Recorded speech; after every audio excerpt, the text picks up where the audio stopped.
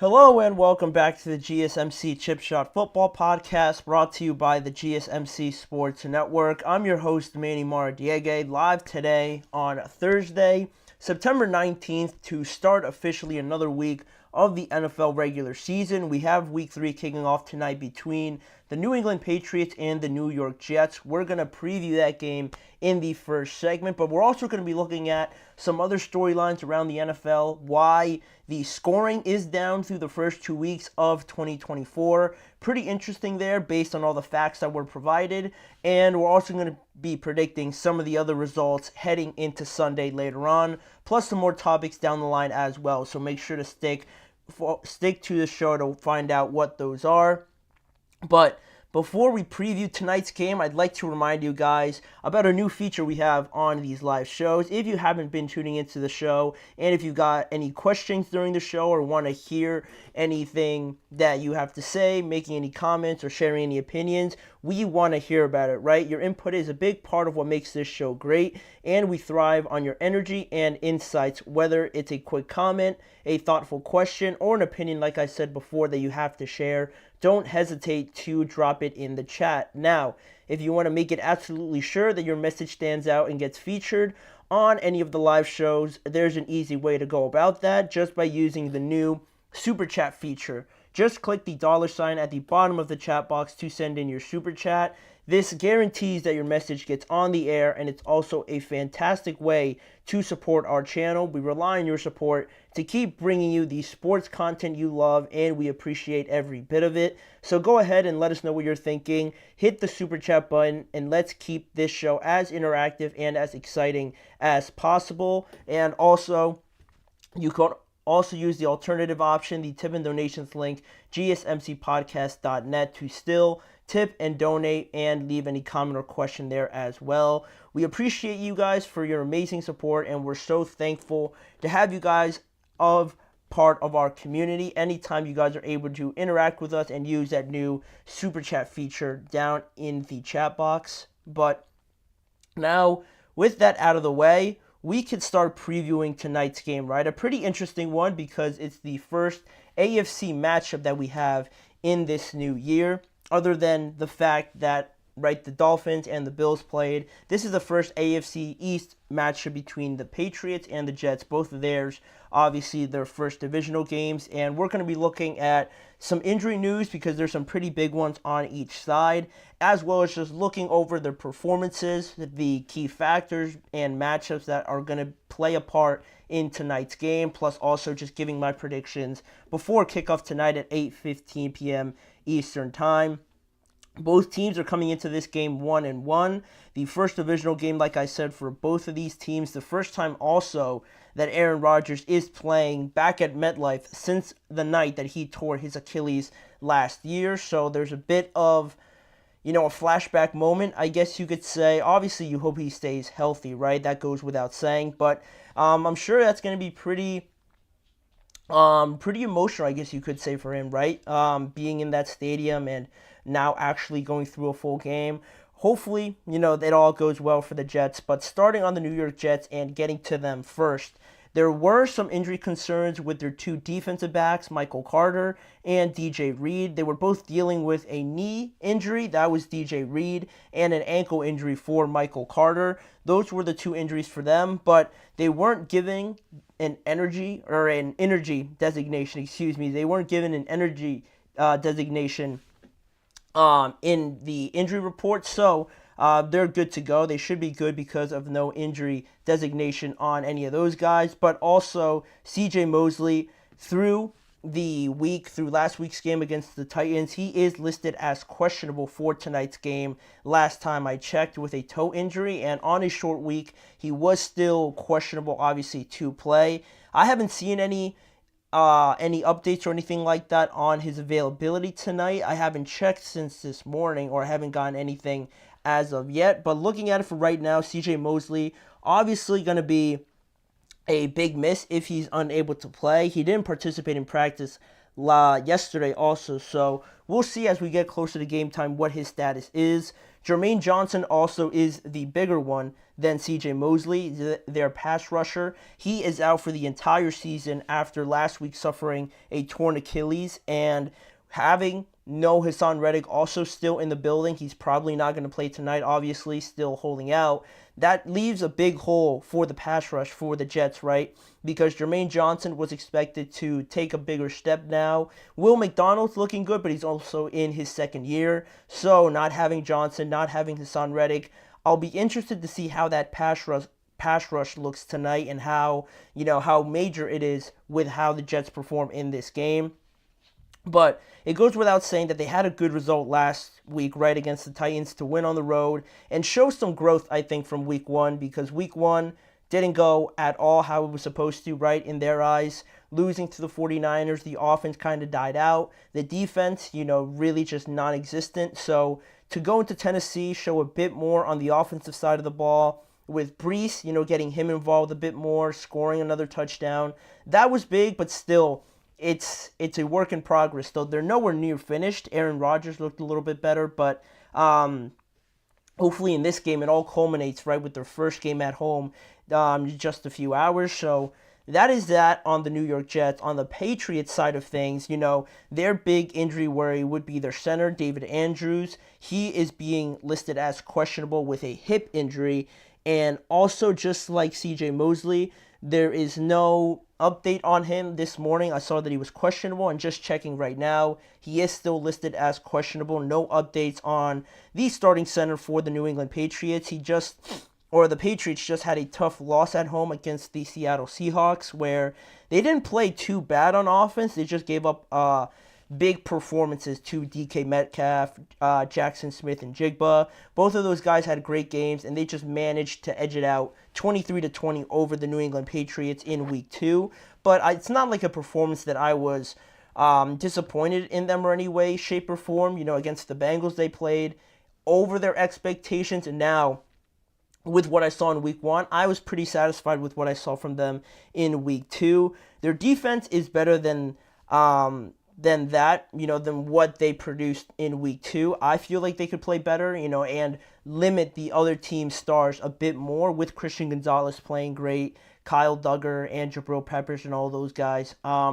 I think they have more capabilities in them, so I'm hoping to see them kind of rebound tonight and try to shut down Garrett Wilson, Mike Williams, and Breece Hall as well. But, stopping Breece Hall, like I mentioned, is going to be the biggest part of that. But we're going to get to that in a few moments. The eye for me to keep an eye on in tonight's game will be the running backs for New England, because last week it was a decent performance by Ramondre Stevenson and also Antonio Gibson. But they also, in the game against the Titans, if you look at the Jets and their running backs, and their running back situation, kind of defending the run, Tony Pollard, had a decent game against them, but New England is going to be better with Stevenson, with Antonio Gibson, right? They're a lot more prominent in the run game. So with how Tony Pollard performed and now having an increase there at the running back position, it is something I'm looking forward to see how the Jets try to stop this running attack as opposed to Tennessee's last week, because I think the Patriots, that's their identity, right? That's what they want to do, and they're going to be relentless with it. It's not like it's a first quarter or just first half sort of thing. They're going to go run the ball probably the majority of the game based on how everything plays out. So that'll be something I'll be watching out for. But in terms of the matchups that I'm interested in seeing, the first one being Christian Gonzalez against Garrett Wilson. In the past, Christian Gonzalez has played better, or in their one matchup, I guess I should say, I don't think he allowed that many catches. He played pretty well. I don't have the stats in front of me, but the last time they did match up, Garrett Wilson struggled a little bit more. Obviously, he didn't have Aaron Rodgers, but Gonzalez, last time they did play, had a good day against Garrett Wilson, so I'll be interested to see how much Aaron Rodgers goes to him and how much the Patriots sort of leave him one-on-one with Gonzalez because they trust him, or they double him right away to force Aaron to go somewhere else. That's one matchup, right? Then we have, like I mentioned before, with David Andrews, if he plays or not. that matchup between David Andrews, the center, or the replacement center, and also Quinnen Williams. Going up against Quinnen Williams, how and who is going to win that matchup will be huge because of the run game, because of the pressure on Jacoby Brissett. That's all going to be huge for this game. Quinnen, the most prominent, defensive lineman they still have left that's actually participating for them. How much can he affect the game as well? And lastly, a name that you guys might not know if you don't watch the Patriots too much is Keion White, their defensive end. He has 4 sacks on the year already, going up against that Jets offensive line that allowed a couple sacks to Harold Landry last week. So how successful will Keion White be trying to get to Aaron Rodgers? That'll be a big matchup in determining this game as well. And just some of the factors, some of the developing things that will happen in tonight's game. Can Quinnen Williams, off of the point I just made, can he dominate and contribute to stopping the run, and how successful will he be in that regard?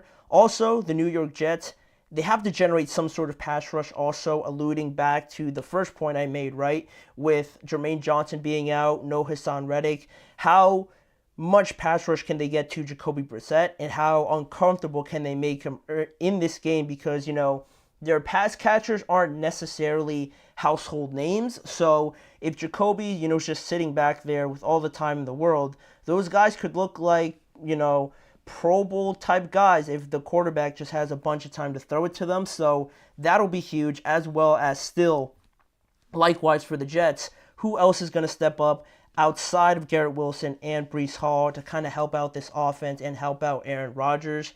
That'll all be things I'm looking at in tonight's game. But in terms of my predictions, I think there will be some struggle from the New York Jets because of how good the New England defense is.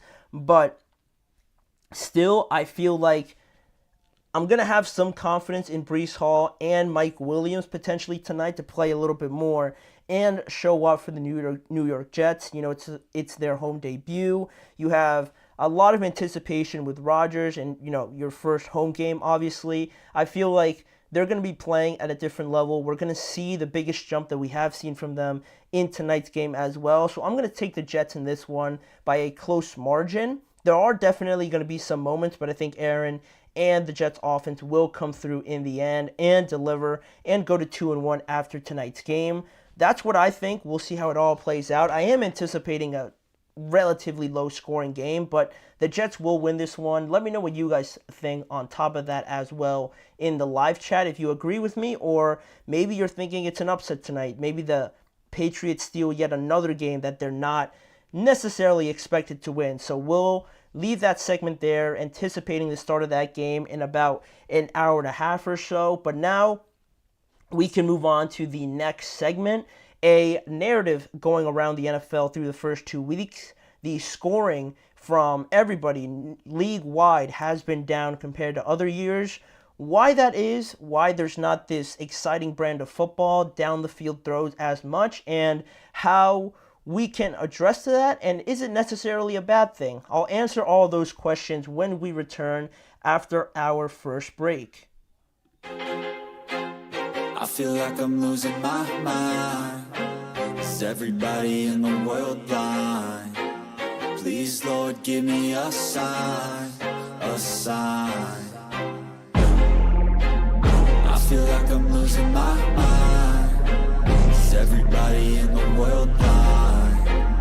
Please, Lord, give me a sign, a sign. I wanna be the greatest. Everybody on the fake shit. I look around and feel like everybody is the fakest. I make this every day and I'm impatient, hoping one day I blow up from the basement. Statement, the top is so vacant. I don't hear shit that I think is amazing. Waiting for my day when I'm playing sold out shows for 1,000 faces. Hey, give me that crown, get in my way and to be put down. It ain't your place, all this my town. If I want that shit, then I'll get it right now. I'm losing it, the noose it fits. I'm losing shit, a stupid myth. You choose to live or choose to dip. You choose to fight or lose your grip and lose a gift. I feel like I'm losing my mind. Is everybody in the world blind? Please, Lord, give me a sign, a sign. I feel like I'm losing my mind. Is everybody in the world blind? Back here now on the GSMC Chip Shot Football Podcast to get into this interesting narrative reporting, sort of facts-based story that I came across that has, I think, a few people talking in the NFL so far on this topic so far, right? If you look at it, the scoring in the NFL, right? Through all the changes we've seen to produce more points in the NFL, right, to grow it a bit more on the offensive side and have these back and forth battles that, culminate everybody. The changes to sort of promote that, you look at the changes to the rules to sort of protect quarterbacks, the hits that are now allowed compared to like 20, 15 years ago, obviously. The hip drop tackles is another one. And I feel like it's stingier, like the play calls, the penalty calls, I should have said, are a bit stingier for the defenses than they are for the offense. And again, all in an effort to try and promote the offense, right? I don't think that's any secret, but through all of that, the data still shows that the offense and the scoring has been down drastically this year, and it's caught a lot of people by surprise, including myself, because if you look at the stats now that I will read out to you guys, you look at the teams so far this year in the NFL, they're averaging 21.4 points per game, and you look at a few years ago, in 2020, the average points per game that year in the NFL was 24.8, so we've seen a decrease there. Also, you look at the yards per game so far this year, it's averaging around to 318 yards per game this year, and in 2020 again, the average that year was about 359, another decrease. And we're going to bring up, and we're going to talk a lot in this segment about cover 2. And again, if you're very unfamiliar to that, if you have no idea what I'm talking about, cover 2 or 2 high is basically just this defensive formation, this look on defense, right? For the defense, whichever team is defending on that drive. It's basically this look, right? If you're looking over at a screenshot of the field, it's just basically when you have 2 high safeties behind everybody else on the defense, just standing pretty far from the line of scrimmage, just covering essentially one half of the field, right? If you split it down the middle long ways, that's their sort of assignments, right? They're the 2 high safeties, the cover 2, right, on that play. So that's what I mean by when you hear me say cover 2 or 2 high. It does play a lot to do in this topic, and I'll explain why, but some of the stats around offenses going against cover 2 this year compared to 2020 are as followed that I thought were pretty interesting. You look at the average depth of throw against cover 2 in 2020. The average depth of throw was 7.8 yards in 2020, and now looking at it this year, now the average depth of those throws are about 6.6 yards, so not that big of a decrease, but still a decrease nonetheless. Then also, now offenses are throwing the ball 1.9 yards short of the first down marker versus cover 2. That was back in 2020. They threw it about 2 yards shy of the first down markers against that defensive coverage, and now it's up to 3.2, decreasing how far they're willing to throw, right, in 2024. And the one that's most surprising is that in 2020, 11.6% of passes traveled at least 20 yards in the air in 2020, and now in this year, it's dropped to only 9% of the passes that travel at least 20 yards against cover 2. And why am I talking about that so much? What does that have to do in this scenario, in this discussion about scoring?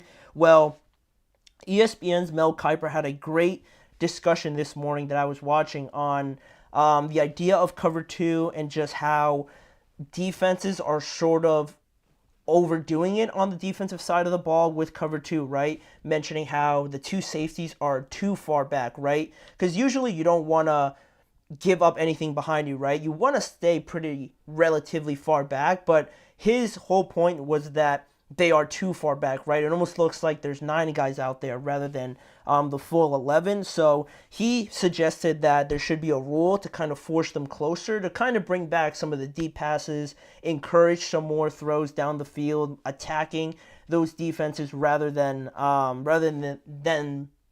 just having 2 safeties kind of sit back there, right?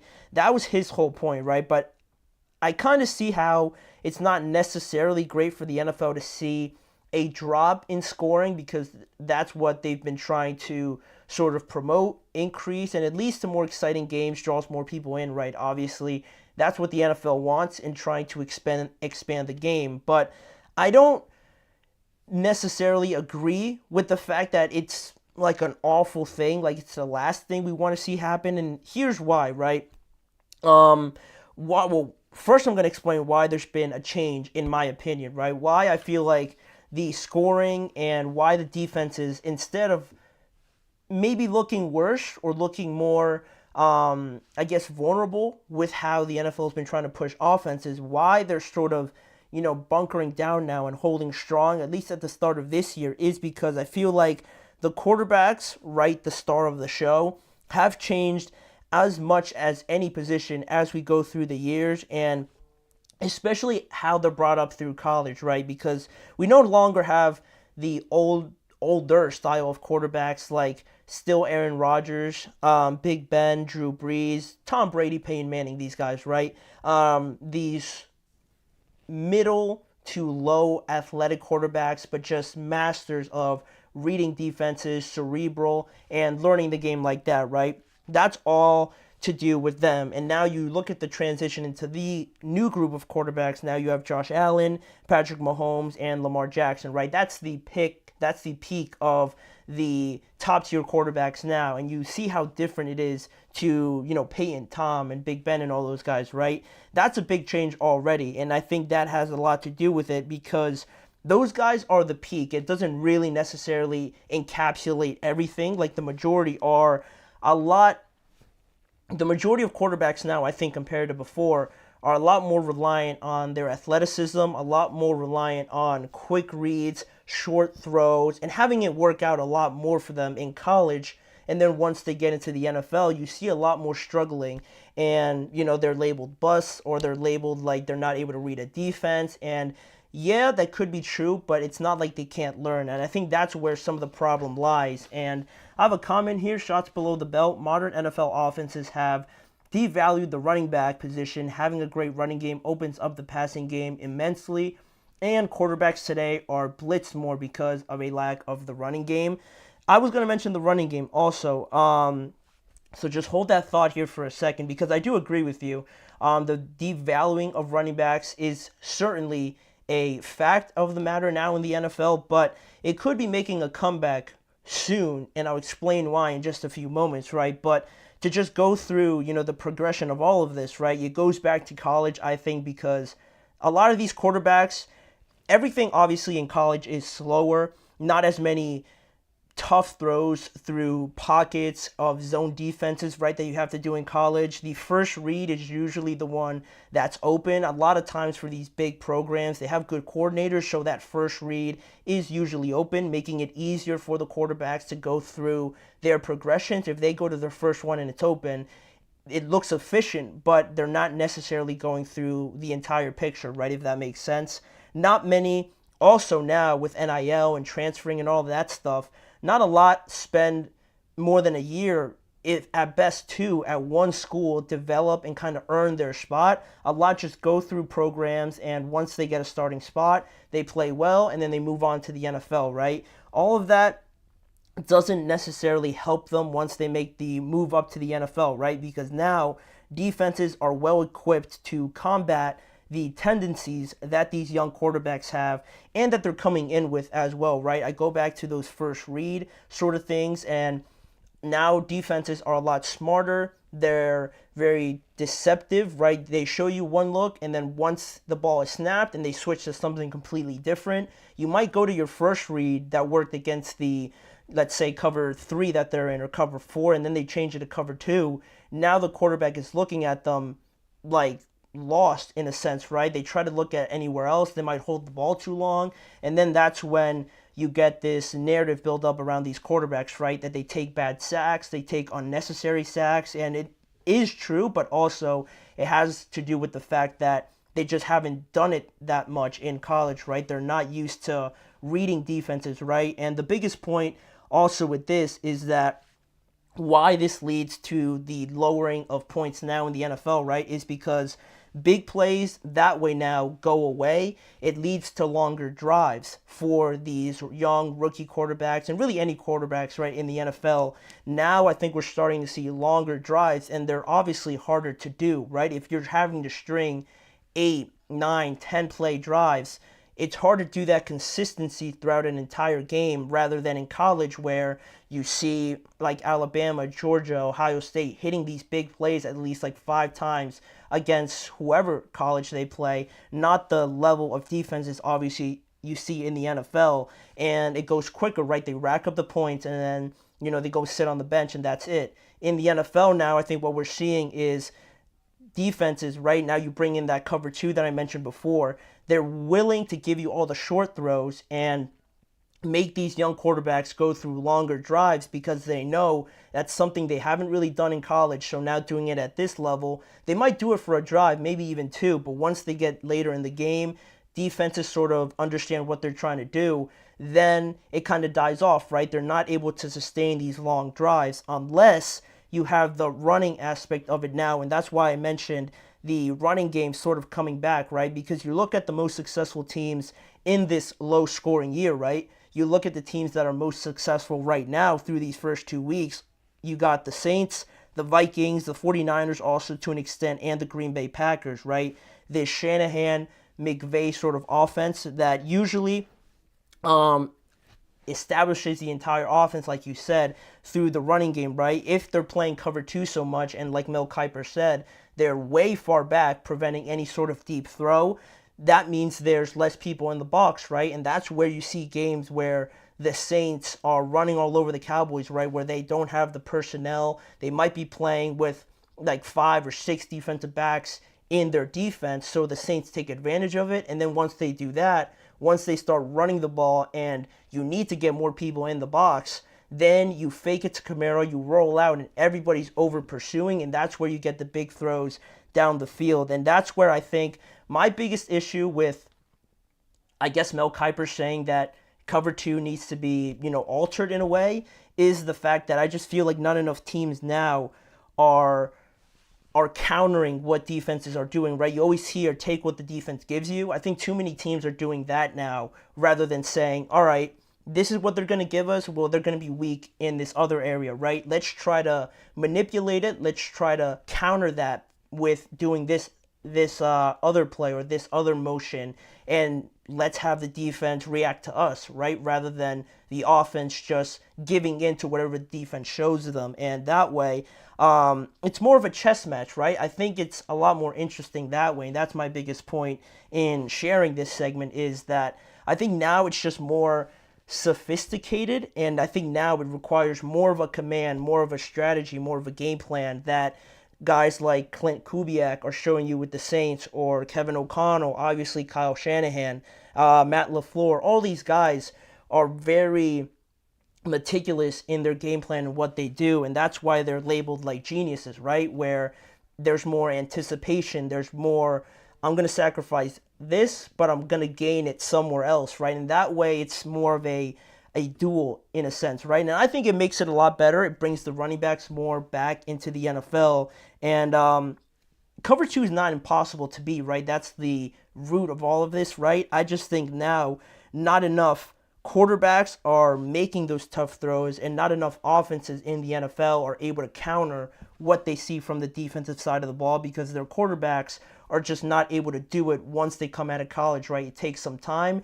And I guess that's also why you see Derek Carr, Sam Darnold, also these experienced quarterbacks now having more success, right? Because they're groomed to doing this, right? They've been taught how to do it a little bit more. And that's basically where it all kind of stems from, in my opinion, right? I feel like that's the biggest thing. Tom Brady sort of alluded to it before at, I think it was Fanatics Fest, when he said the lack of command from quarterbacks now is a lot less, and I think that supports a lot of it, right? Not a lot of quarterbacks now have the ability to counter what they see on defense, right, and try to adjust to it. Maybe they see a coverage and they say, this play's not going to work, so I'm going to counter it and audible to this other play. I think that's what's missing now with this new wave of quarterbacks, and Again, I don't think this is a bad thing. Scoring obviously draws more people in, but if you're really watching it and really, I guess, appreciate defense like I sort of do, it makes it a bit more interesting, I think. And this isn't necessarily a bad thing, but that's just my opinion, right? How the scoring is down. I feel like it's going to increase now also. So we'll see how that all goes. I mean, the Saints and the Vikings and these other teams aren't really complaining. So I guess it hurts some teams, and it's just going to force more teams to change, right? And that's the beauty of football, right? When it changes to one thing, then it eventually switches back to the other thing. So that is that topic on cover 2 and the scoring being down, right? Not necessarily being a bad thing for me, but with talking about scoring and defenses and all of that, we can get into some of the games from this upcoming weekend, predicting some of the results in these upcoming games, only half of them, and I'm going to finish the rest of them tomorrow in tomorrow's show. But for now, we're going to go through 7 games and give you guys my predictions on the winners of those matchups. So stick around. We'll be right back after this break. Looking for your daily fix of sports talk without having to pay for it? GSMC Sports Network is available on YouTube. Just search GSMC Sports Network. Get your fix of daily sports talk shows on YouTube, absolutely free. NFL, college football, NBA, MLB, MMA, UFC, fantasy football, and so much more. GSMC Sports Network has shows running all day long, with new sports shows starting every 2 hours. Just like on your favorite cable sports channel, except GSMC Sports Network is absolutely free. Just search GSMC Sports Network on YouTube to catch one of your new favorite shows, like the GSMC College Football Podcast, Chip Shot Football Podcast, Hoops and Heels Women's Sports Podcast, GSMC Basketball Podcast, and so many more. Check it out for yourself. GSMC Sports Network, now available on YouTube absolutely free. Search GSMC Sports Network on YouTube right now.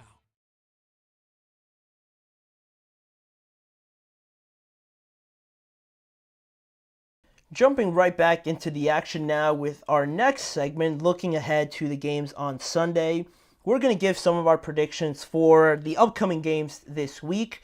There's 13 games on Sunday rather than last week there being 14 because there's actually 2 games on Monday Night Football. So we're going to leave it until Monday to predict those games. But for right now, unfortunately, I don't have a graphic. It wasn't working before for me. So apologies for that. I'll try to have it up tomorrow. But through having some of these first 7 games of the Sunday slate, we're just going to go through them, give you guys my picks, and explain why I feel strongly about these picks. I haven't looked back through these either. I don't know how successful I've been, apart from the big games, right? I know I predicted the Cowboys to win. That went awfully bad. I did predict the Chiefs to win.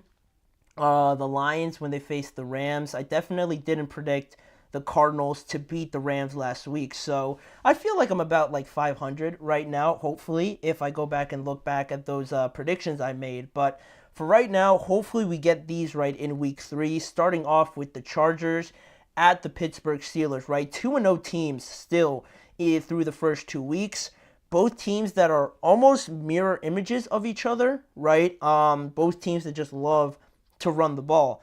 Old school game, I think we could anticipate in this one, with both having great running back duos, right? Gus Edwards and J.K. Dobbins. Funny enough, 2 former Ravens with a former Ravens offensive coordinator in Greg Roman going up against the Steelers, right? Someone that's very familiar with them in Patrick Queen and how he tries to stop that offense will be fascinating to watch. And also just with these 2 running back duos, right? Jalen Warren and Najee, and Gus Edwards and J.K. Dobbins, right? How well do they do on their own, right? Running the ball, but also how well does the offense, grow from that, and how well do their passing games, evolve from the running games, right? Who can connect the dots better, essentially, is what I'm trying to say. That'll be interesting to look at. And also, I think you can really look at who is considered a pretender or who's considered a contender in this game as well, with both of them being 2-0. And depending on how the margin of outcome, sort of plays itself out, that'll be another indicator of which team is sort of for real this season, I believe. And For right now, looking at both of them, I feel like Pittsburgh has played a better team, at least up until now. Their defense has seen a better offense, I think, than what Los Angeles has seen, right? And that's obviously not their fault, playing the Panthers and the Raiders. But the Steelers have, I think, been exposed to a good defense in the Atlanta Falcons and also a dangerous offense in the Falcons as well, with Bijan, Drake, and Kyle Pitts. They did pretty well against them, so I feel like the Steelers defense has sort of an advantage there when it comes to facing the Chargers in that regard, right? Because this is the best team the Chargers have played up until now, so how they respond will be fascinating. And based on that, I feel like the Steelers will come away with the win here.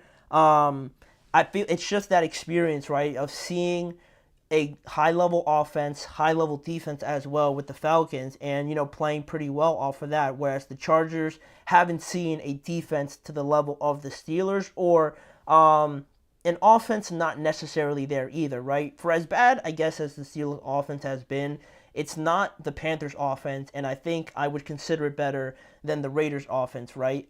So I think that will make the difference in this one. Also, Fields and the offense, I think, is as good as any offense they've seen so far, like I mentioned. So I think it'll be close.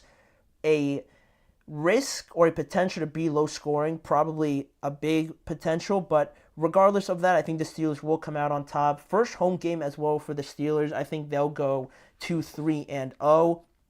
Then in this next matchup, the Packers travel to Tennessee to take on the Titans in their next game. The Titans still without a win this year. They are 0-2, and the Packers are now 1-1 after they beat the Colts last week. Maybe Jordan Love has the potential to play in this game. He practiced yesterday at a limited capacity, and there is optimism around him, which is remarkable because he suffered an MCL sprain and looked pretty bad on the field, but he's only missed last week, right? And if he comes back this week, it'll be tremendous, obviously, to have your quarterback back, but I'm not anticipating it, or if I was their coach, I probably wouldn't have him out there. That's just me. I don't want to risk injuring him again or having to risk him not being able to protect himself in any way. So I wouldn't play him, and I would play him next week against the Vikings, if I'm correct there. But that's just me. There's that potential there. But the quarterbacks in this game will be interesting, right? Because it could be potentially Will Levis playing against his former team, and how well do they do now with Will Levis, with a game under his belt now as well. But Will Levis also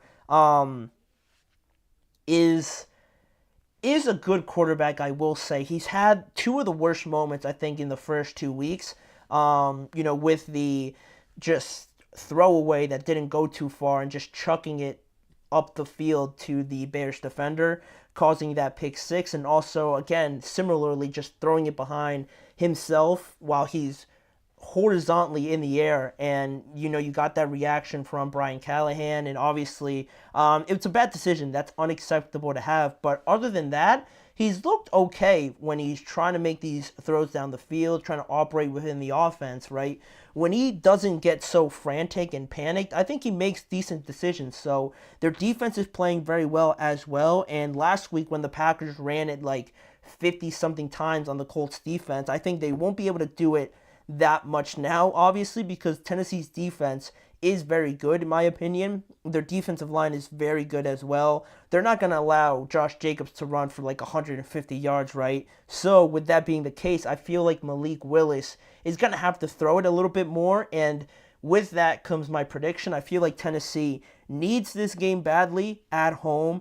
I feel like Will Levis will respond, and I believe they're gonna win this game in a close one. I think it's going to be close regardless, but Will Levis will play better, and the Tennessee Titans will have enough to beat the Packers. And then the next game is a big one. The Houston Texans playing at the Minnesota Vikings. Two great weeks so far for both of these teams. The injury status of Justin Jefferson will be big. How concerning is that if he's able to go in that game? It's looking like he'll be available, but you never know. Another great team visiting Minnesota after last week. The San Francisco 49ers came in, but the Vikings won that game. And this is definitely the best team Houston has played so far. They almost lost in week 1 on the road to the Indianapolis Colts, and I would guarantee that the Vikings are better than the Colts at this stage of the season. So this is going to be a great matchup for both of them. I think the Texans defense is going to be certainly challenged with the play calling of Kevin O'Connell, and likewise the Minnesota offense is going to be challenged by this defense as well, because they are super talented everywhere, and the offense as well. This is right up there with the best offense they've played. Probably better than the 49ers one, right? Because they were without Christian McCaffrey. So great test for both of them. Potentially no Joe Mixon in this game either. That's another injury to keep an eye on. But with saying that, I saw Indianapolis put up some points on the Houston Texans defense at home. So I think Minnesota can make a statement win here, and I'm taking them to win and defeat the Houston Texans because I'm feeling like Joe Mixon won't play in this game. I just have an anticipation on that. So without Joe Mixon, I feel like that'll be a big loss to kind of overcome there for them. And I like Sam Darnold. I'm convinced on Sam Darnold already. I don't want to throw any quarterback's name out there, but you know what I'm saying, right? Kevin O'Connell, I think, is the mastermind behind all of this. I think they'll make some good stops on defense. Give me the Vikings in that matchup. Then moving on to the next game, Philadelphia and New Orleans. I kind of gave my pick already on this one. A massive game for different reasons for both of these teams, right? The Saints trying to make a statement by beating a contender, and also the Eagles trying to quiet down the noise from all the criticism right after the game against the Falcons by beating the Saints, the red-hot Saints and their offense in New Orleans. Big game for both of those reasons, but I already picked the Eagles. I feel like they're going to run the heck out of the ball now with no A.J. Brown, and the Saints just haven't seen an offensive line like theirs, so I'll take the Eagles in a must-win game for them. Then the Broncos travel to Tampa Bay to take on the Buccaneers. Very different teams here, right? The Broncos with a rookie quarterback caused the Bucs to go 3 and out a couple times, but I feel like the Bucs are too overwhelming on offense to not score like 20-something points on them. This Bucs offense is not the Steelers offense. They're going to put up some points. Baker Mayfield's playing great. I'll take the Bucs in this game to go to 3-0. Then the last couple games here, the Giants travel to Cleveland. Obviously taking the Browns. The Giants just scored 3 touchdowns against the Commanders and didn't allow a touchdown, and they still lost. Like, you get those moments in certain aspects of life or in games where you just know it's not your day. And when you lose to the Vikings like you do, and then you put up 3 touchdowns, your defense doesn't allow a touchdown, and you still lose, that's an indication, right? Like, this season's not going to go great. It's going to be a long season, and I don't think traveling to Cleveland against that defense, for as troubling as their offense sort of looks, give me the Cleveland Browns, obviously. And then the last one I will talk about is the Bears and the Indianapolis Colts, 2 of the youngest starting quarterbacks in this matchup and in the league, coming off of a tough offensive performance from both quarterbacks. Anthony Richardson against the Packers didn't look great. The Caleb Williams against the Texans also didn't look great. Indianapolis is still looking for their first win. They're 0-2. Chicago's 1-1.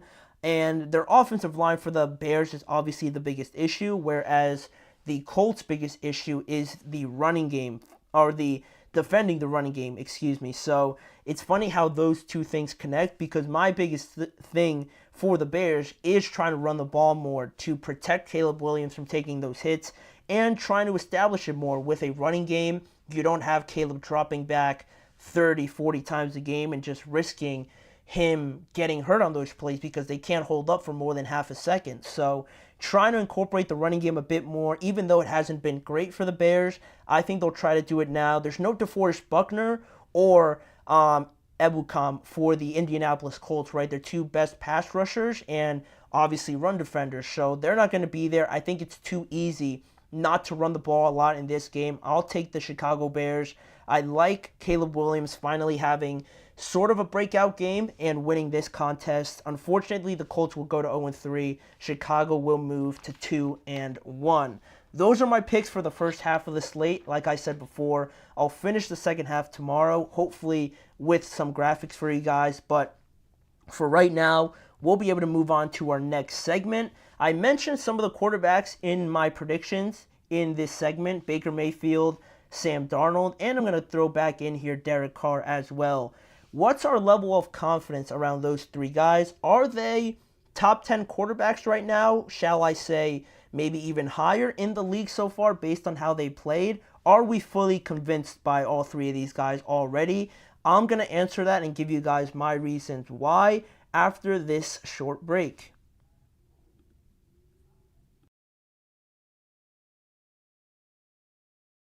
For the best and latest podcasts available anywhere, go to the podcast app on your cell phone and type in GSMC to access free content-rich podcasts on health and wellness, book reviews, sports, entertainment, relationships, social media, movies, technology, finance, and even weird news. Subscribe and download the GSMC Podcast Network's family of shows, available everywhere podcasts are found.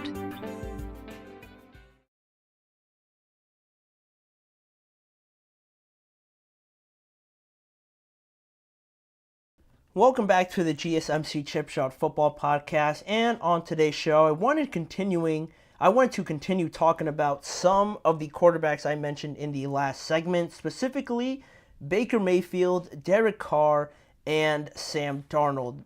If you looked at this group of quarterbacks and made this a whole segment about like 3 to 4 years ago, it would be so just unnecessary and just confusing as to why I'm talking about this group of quarterbacks. But all three of these guys command some of the best offenses we've seen already through the first 2 weeks of the NFL, right? Three of the biggest surprises thus far in 2024 has been the performance of the Saints on offense with Clint Kubiak, the Minnesota Vikings with Sam Darnold there, Tampa Bay in another year with Baker Mayfield looking somehow better than they did last year. They're all 2-0 right now, leading their division, sort of. The Bucs and the Saints play in the same division, so they're kind of sharing that title. But the Minnesota Vikings certainly in command of the NFC North right now. And the three quarterbacks have a huge contribution to this effort, right? This sort of campaign that we've seen so far from each of these teams. And, you know, looking at the stats and trying to make a case for these guys, right? Looking at how they've performed so far through this year. You look at some of the passing stats, some of the passing leaders so far through this year. I have a couple of them here that I wanted to share with you guys. Looking at passing touchdowns, we have Derek Carr and Baker Mayfield leading the NFL with 5 passing touchdowns each, and Sam Darnold is currently in second as well with 4.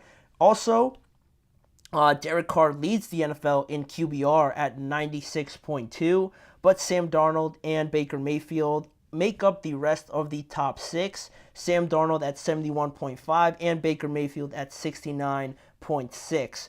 Top 6 in QBR, right, isn't bad for all three of these guys. Then also you look at quarterback rating, right? Derek Carr, again, leads all quarterbacks in quarterback rating with a high of 142.4. Baker Mayfield in second with a high of 129.1. Sam Darnold also in the top 5, 111.8. And to make matters, more convincing, I think, for these three guys, you look at the completion percentage so far for all three of these guys. Derek Carr is in second now, not first, with a 76.9% completion percentage. Baker Mayfield is in sixth with a 73.5% completion percentage, and Sam Darnold is ninth with a 72% completion percentage. Number 1 is actually Gardner Minshew with 77.5%, so that's pretty surprising also. But Derek Carr, Baker Mayfield, and Sam Darnold relatively in the top 10, top 3 in some of these stats, but also, you could look at the other side of this and make an argument that Sam Darnold hasn't played necessarily the best of the best competition yet, right? They played the 49ers, which is a good opponent to especially beat at home. That's an impressive win, but they also played the Giants, right? It kind of skews the difficulty of your opponents, right, so far. Same thing for Derek Carr, right? You demolished the Dallas Cowboys, but also you played the Carolina Panthers, right? Another skewed sort of difficulty level through the first 2 weeks. But Baker Mayfield, I think, has played the highest level of competition thus far in terms of average and in terms of the median level of difficulty, right? Because he's played the Commanders, who are better than the Giants and the Carolina Panthers, and also he's played a top team as well, beating the Detroit Lions in Detroit in that playoff rematch that they had just this past week. So that was an impressive win. He scored in that game and helped them massively to winning that game overall. And, those are pretty significant moments already, right? All quarterbacks have been tested thus far, right? With at least one tough game for each of them. And it's been impressive with these games so far. And you also look at other top quarterbacks right now that aren't necessarily playing lights out so far. You look at guys like Lamar. The Ravens are 0-2. He hasn't played awful, but I feel like he can definitely play better. Joe Burrow as well. The first week, not very good at all. Then week 2, you almost beat the Kansas City Chiefs, but it hasn't been steady, I guess you could say. Jalen Hurts as well. First week, a couple interceptions, and I feel like more people are talking about how they've been fortunate in those games, or especially in the Brazil game against the Packers, to not have lost that game. So that's another, inconsistent performance over the first 2 weeks. Matthew Stafford, it's not necessarily his fault, but, the injuries and the outlook going forward aren't too promising for him. Then Trevor Lawrence, another quarterback, hasn't looked great in both games this time against the Dolphins, not scoring in that second half, and also against the Browns, where he was just running all over the place, trying to survive out there. Not too impressive thus far either. Dak Prescott, another one in week 1. They looked all right. They did their job of beating the Browns. The Browns almost beat themselves in a way in some instances. But in week 2, the offense just wasn't there. It was a bit sluggish. It was a bit slow coming out to compete directly also with the Saints' red-hot offense. It didn't have a great look for Dak Prescott either. And if I'm going to try and name, top 10 quarterbacks right now and try to include these 3 guys, the guarantees that you have right now for me are Patrick Mahomes, Josh Allen, CJ Stroud is definitely in there. Kyler, with how well he's played, I would include him in there right now. That's 4. Brock Purdy, I guess you could throw in there as well. I would throw Brock in there. It's been kind of inconsistent as well against the Vikings, but he hasn't played awful. Then you look at other guys like maybe Jared Goff potentially in there. But other than that, that's like 5 or 6 right there. And if you want to include Lamar in there or Joe, all right, that's like 7 around there, 7 or 8. I think from that point on, if you're really stretching it with those guys, Sam, Baker, and obviously Derek Carr are definitely up there. I think, in my opinion, I would definitely have all 3 of those guys as top 10s right now, based on the consistency that they've shown. It's not their fault. It's not like they picked that they wanted to play the Panthers or the Giants week 1. And in those situations, right, when a team is so much better than the other one, you expect to go out there and dominate. And that's exactly what the Saints did. That's exactly what the Vikings did against the Giants. So you handle your business and you destroy the opposition if you're that much better than them. And you move on, right? You move on, and now it is only 2 weeks, though. I do acknowledge that fact. But right now, I think through 2 weeks, if the season ended today for whatever reason, I would have these guys in my top 10 right now. They've been that impressive with not only their performances, but also their coordinators as well. And I'm going to give their praise in just a few seconds. But I think, even though I would have them in my top 10 right now, I think they're really going to make a case for it after this upcoming week, right? Because in week 3, we just finished talking about it again. Derek Carr is playing the Philadelphia Eagles. If they go out there and handle their business and say maybe beat the Philadelphia Eagles by a touchdown or more, maybe 2 or more. That's a statement win, right? It wasn't only a fluke against the Dallas Cowboys. They're able to go out here and compete with a contending team at home to handle your business. Another NFC direct rival. That's going to be huge for head-to-heads going forward. Another top quarterback and notable defensive players as well. If Derek Carr can go out there and win that game in convincing fashion,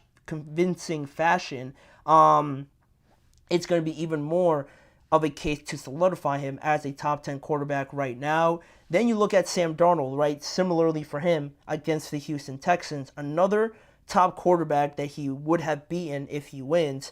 A top AFC team right now, potentially the best AFC team right now with injuries and all that stuff playing a factor.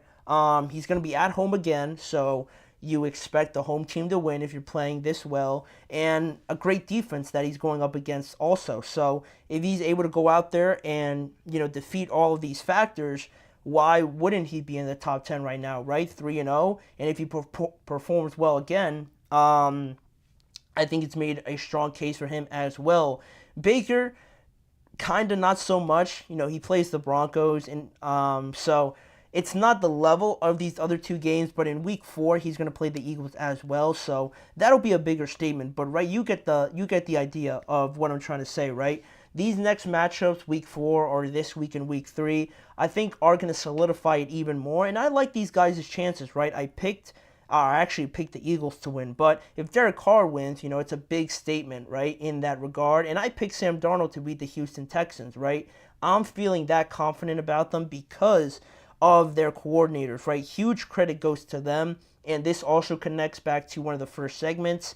The coordinators, like I mentioned before, with Kevin O'Connell, Clint Kubiak, and Liam Cohen, all three of those guys have been great thus far.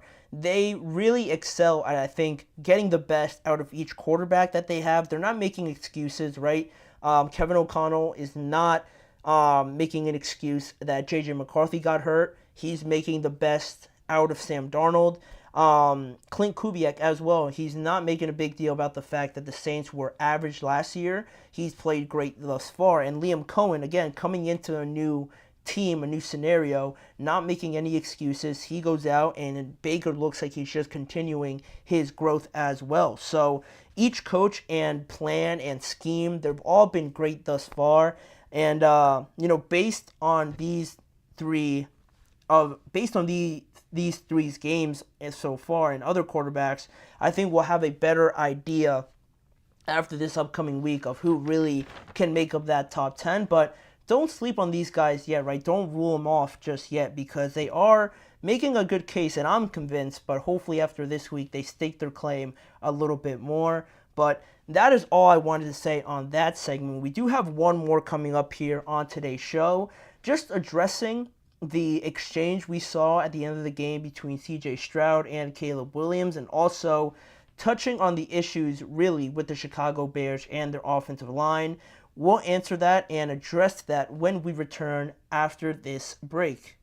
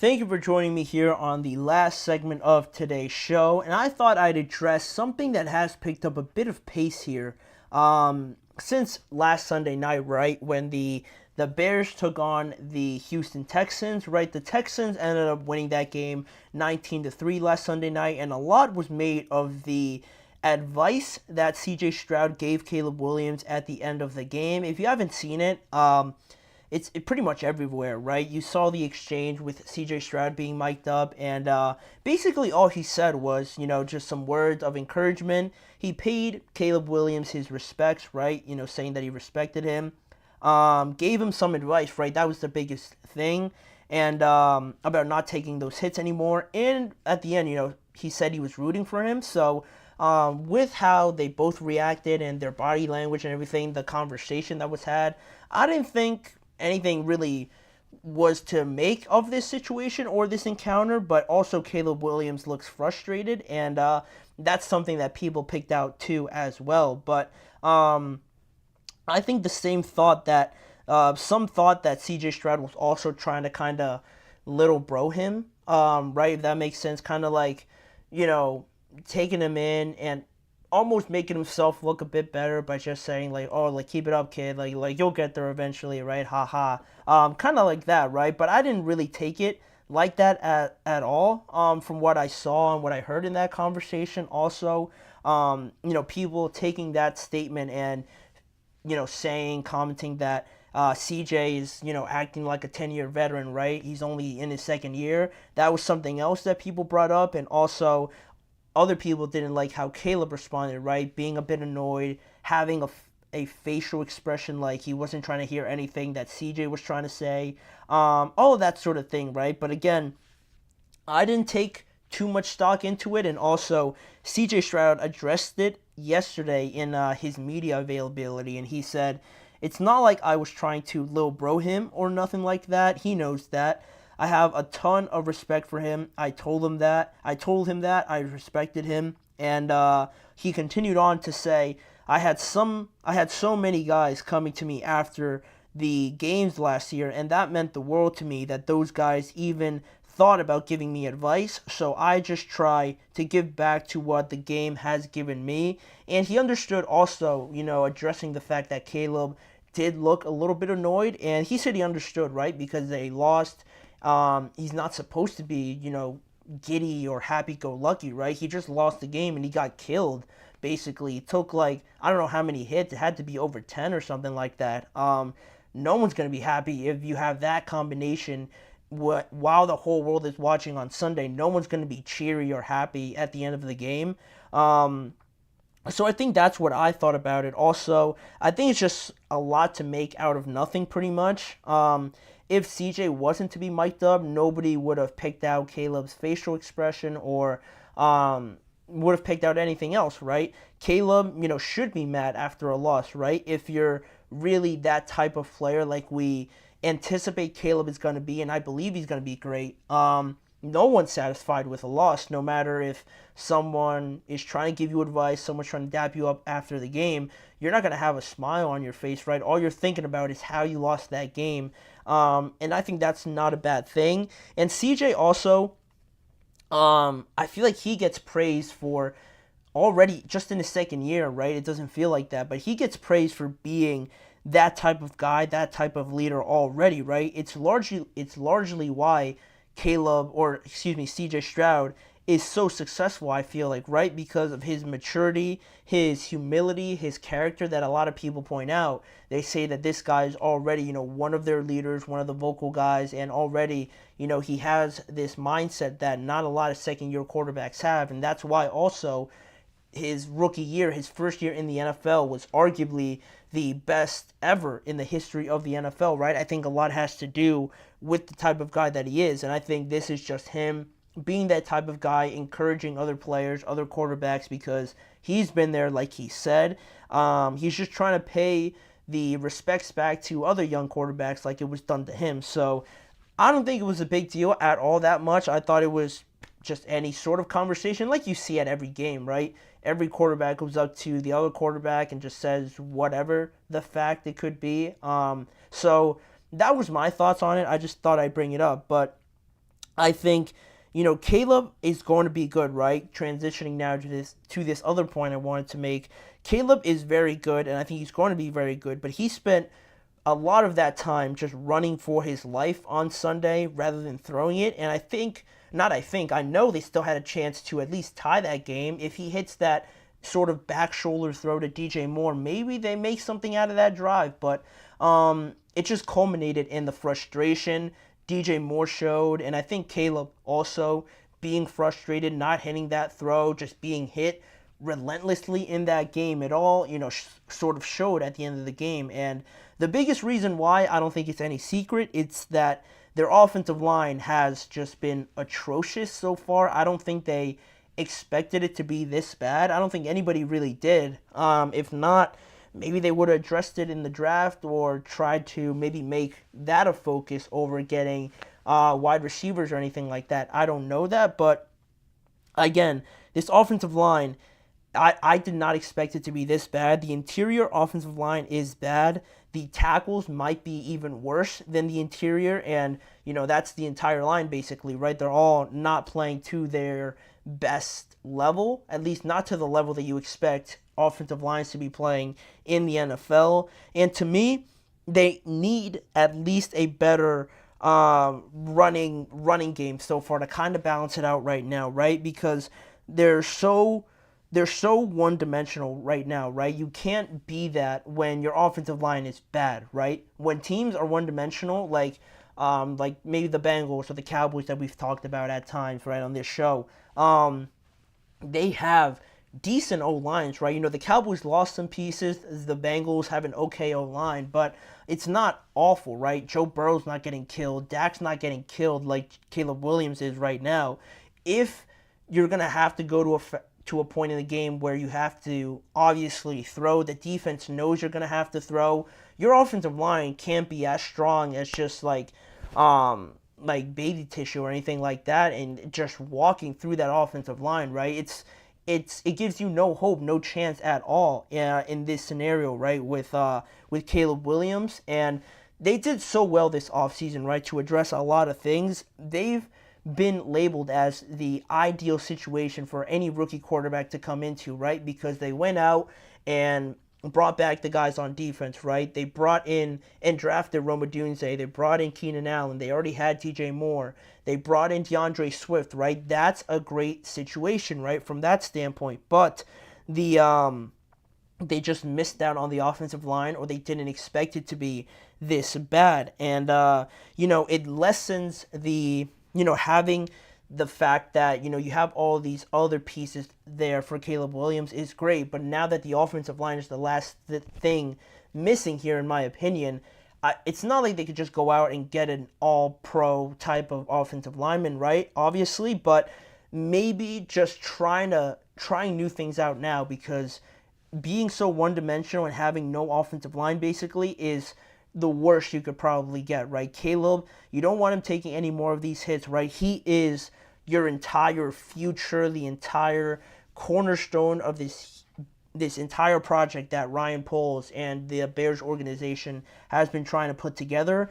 You can't ruin him or set him back because of the fact that you failed to protect him, right? You already got him the weapons, right? We're expecting them to come back and play more frequently, but something has to do about the offensive line, scheming it up, maybe running the ball more, like I said. Even if it doesn't get you any more yards, it's still, you want to make the defense at least acknowledge the fact that you're willing to run the ball, right? If they know you're not going to, that you've given up already, they're just going to tee off on you, and that's what the Texans did as well. So it's obviously easier said than done, but CJ is right in the advice that he gave to him, and I'll wrap it up with this, right? Saying that he can't be taking these hits because it leads to bad football and bad decisions, right? It leads to Caleb trying to run around for like 10 seconds, trying to find a target down the field. He just chucks it up and he throws interceptions, right?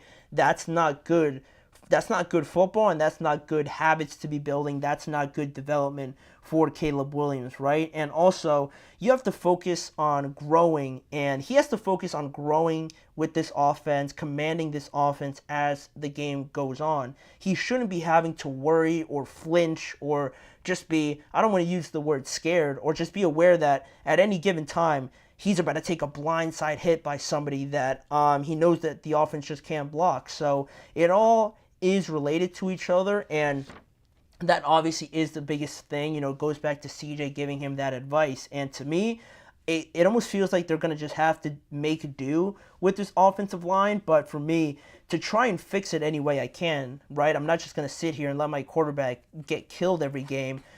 You have to go to the running game, even if you get like half a yard, 1 yard, or 2 yards each time you run it. You have to make it more balanced, because it'll help Caleb out a lot more by at least doing that, right? You can't just let him throw it every time, and defenses game plan for it, and it's not developing him at all. And the Bears can't screw this up, right? They just can't with Caleb. He is going to be good as long as they find him some protection or try to find any resolution to this problem, right? That's just what I'm thinking about it. CJ Stroud obviously knows it. That's why he gave him that advice. So we'll see how the Bears go on from this. They play the Indianapolis Colts this week, so hopefully we see a better performance from them and their quarterback. But that is all I wanted to talk about on today's show. Thank you guys for joining me on today's episode. Please remember to like, follow, and subscribe to the show, as well as following the network on all forms of social media. Make sure to check out more of the GSMC Chip Shot Football podcast on both YouTube channels as well, where there's a lot more variety in how we provide the content around the NFL. And lastly, tune in every weekday at 6:30 p.m. Eastern Time for more stories and headlines around the NFL as well, with me, Manny Maradiaga, as your host. Thanking you guys for joining me. Go watch the game tonight, and we'll be back tomorrow to talk and react to everything that happened between the Patriots and the New York Jets in tonight's game.